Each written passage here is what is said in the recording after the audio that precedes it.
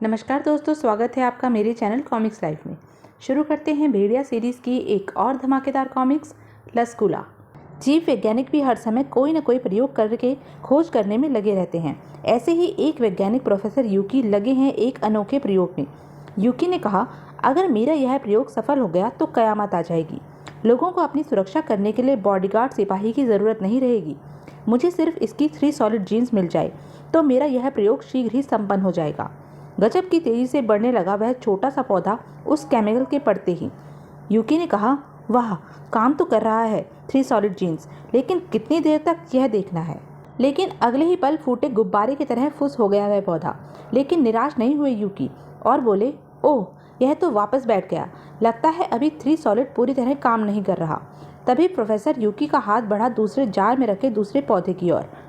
Professor यूकी ने कहा, solid jeans की मात्रा 0.5% और बढ़ाकर देखता हूँ, शायद काम कर जाए। हाथ डाला ही था अभी प्रोफेसर यूकी ने जार में। प्रोफेसर यूकी जानते थे उस खूनी पौधे की नियति, लेकिन सफलता के जोश में भुला बैठे। यूकी ने कहा, ओह, अपनी जिज्ञासा के कारण भूल गया था इस पौधे की आदत।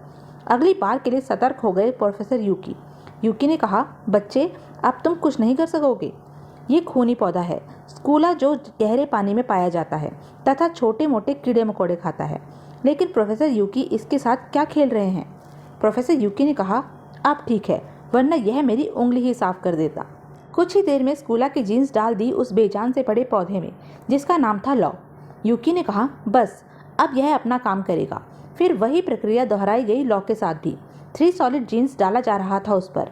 फिर जो नतीजा सामने आया वह भी पहले ही जैसा था।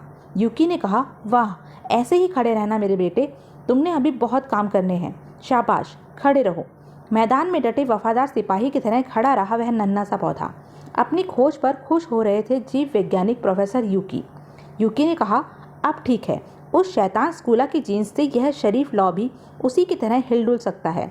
अब मैं इस पौधे का प्रयोग बड़े बड़े कामों में करूँगा। खुशी के उस क्षण को पल भर में ही तोड़ दिया घड़ी के अलार्म ने। यूकी ने कहा, ओह, अच्छा मेरी माँ, जाता हूँ सोने। आज तो चैन की नींद सो पाऊंगा। तुम नहीं जानती आज मुझे कितनी बड़ी सफलता मिली है। चलते चलते प्रोफेसर यूकी ने ढक दिया उस असाधारण पौधे को, शायद वह कहीं भाग न जाए इसलिए।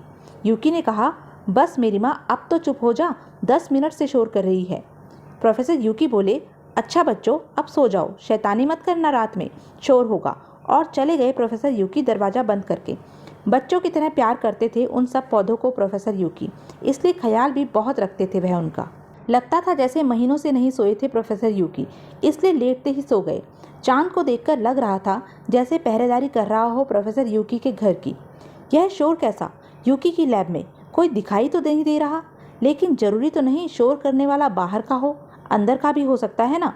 बहुत शैतान है यह नन्हा सा पौधा, शायद इसलिए भगवान ने इसे बड़ा नहीं बनाया, छोटा ही रखा, वरना कयामत आ जाती। शैतान का भी बाप लग रहा है यह नन्हा सा पौधा, जो अपनी शैतानियों का परिचय दे रहा है यहाँ। अरे, यह क्या, अपना घर तो तोड़ दिया, अब अपने भाई लॉ का घर भी तोड़ने चला है। और फिर आज़ाद कर दिया उसने लॉ नाम के उस शरीफ पौधे को अपनी शैतानी दिखाकर। उसका घर टूटते ही गले लग गया वह अपने पौधे भाई के। गले मिलने की आड़ में अपनी जीन्स का संचार कर दिया स्कूला ने। उधर शोर सुनकर प्रोफेसर यूकी की नींद भी टूट चुकी थी। प्रोफेसर यूकी बोले, अरे, यह शोर कैसा है? लैब में कोई चोर है शायद। अपनी जान से प्यारी चीज की चोरी हो जाने के डर ने बिजली भर दी यूकी के पैरों में और वह झपटे लैब की ओर। यूकी ने कहा, छोड़ूंगा नहीं, सिर फोड़ दूंगा। मेरी सालों की मेहनत की कोई इतनी आसानी से नहीं चुरा सकता। क्रोध से कांपते बढ़े यूकी के हाथ दरवाजा खोलने में असफल रहे। तब खींच उठे वह और बोले, खोल रे, नहीं तो तेरा सिर फोड़कर उसमें पौधा उगा दूंगा। तू मेरी मेहनत यूं नहीं चुरा सकता। दरवाजा खुला, लेकिन बहुत अजीब तरीके से, जिसे कोई साधारण आदमी नहीं खोल सकता था, और फिर तेजी के साथ अंदर खींच लिया उस अलबेले चोर ने यूकी को। प्रोफेसर यूकी तो सोच भी नहीं सकता था इस आश्चर्यजनक चोर के बारे में। प्रोफेसर यूकी ने कहा, अरे, यह कैसे हो गया? मैंने तो सिर्फ 0.5% सॉलिड जीन्स दिया था, फिर यह इतना बड़ा कैसे हो गया? यह नहीं जानते थे यूकी कि जीन्स की सारी मात्रा का संचार कर दिया था स्कूला ने लॉ में। इसी कारण लॉ के साथ स्कूला मिलकर बन गया था लस्कुला। अगले ही पल उस बेरहम ने चटका दी उस यूकी की गर्दन जिसने जन्म दिया था उसे, और जो चाहता था पौधों को मानवता की रक्षा के लिए एक नया आकार देना। लेकिन यह रक्षक ही भक्षक बन जाए तो गर्दन तोड़ना तो ठीक, लेकिन यह तो खून चूसने की तैयारी कर रहा है। यूकी का खून कोको कोला की तरह पी गया लस्कुला और खाली बोतल फेंक दी, और इस तरह खत्म हुई कहानी प्रोफेसर यूकी की। कहीं तो ऐसे नेक इंसानों को मौत की नींद सुला दिया जाता है और कहीं पर इंसान ही मौत बांटने में लगे रहते हैं, गोली अंदर और दम बाहर।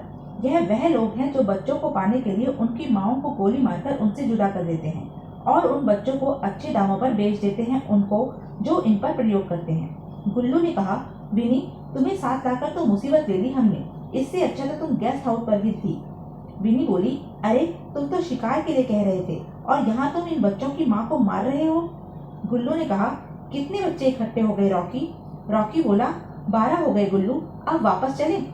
रॉकी ने कहा, अरे रुक यार, अभी 2-4 और ले ले, वैसे भी लल्लन ने कहा था इस बार ज्यादा बच्चे लेकर आना। विनी बोली, अपने हाथ दूर रखो, मुझे तुमसे नफरत हो गई है। रॉकी ने कहा, गुल्लू देख तो, वह रही एक और मादा बच्चे के साथ, अपनी मौत करीब देखकर भागी वह चिंपैंजी मादा। विनी ने कहा, नहीं प्लीज गुल्लू, और मत मारो, प्लीज रुको।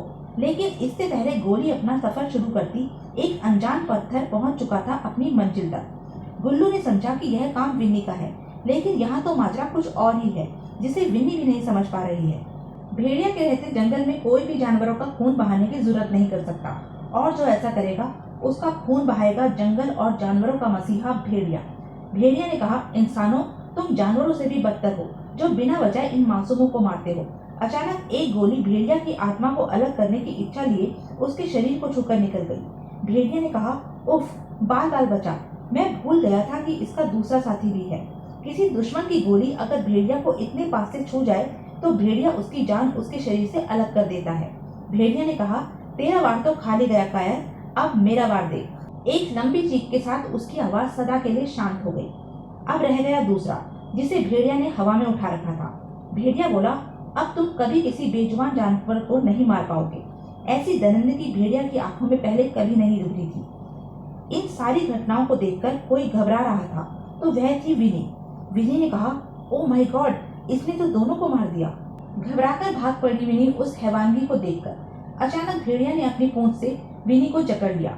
विनी ने कहा, नहीं, मैं उनके साथ इस शिकार में शामिल नहीं हूँ, मुझे छोड़ दो, मैं तो सिर्फ इनके साथ घूमने आई थी, छोड़ दो मुझे, छोड़ दो। भेड़िया ने कहा, लेकिन तुम थी तो उनके साथ ही, मैं कैसे मान लूं कि तुमने इन बेजुबान जानवरों को नहीं मारा। विनी ने कहा, मुझ पर विश्वास करो प्लीज, मुझ पर विश्वास करो। अगले ही पल भेड़िया विनी को छोड़कर एक तरफ खड़ा हो गया। भेड़िया ने कहा, जाओ, यहाँ से चली जाओ, छोड़ देता हूँ मैं तुम्हें। विनी हैरानी से देख रही थी उसे, जो आंखों में उतरे खून को शांत करके वापस चल दिया। सही भी है, जंगल का कानून है खून के बदले खून, और यह कानून लागू करने के बाद भेड़िया जैन के बारे में सोचता चला जा रहा था, जो वापस पेरिस जा चुकी थी। अचानक भेड़िया का ध्यान बट गया एक तेज चीख के कारण।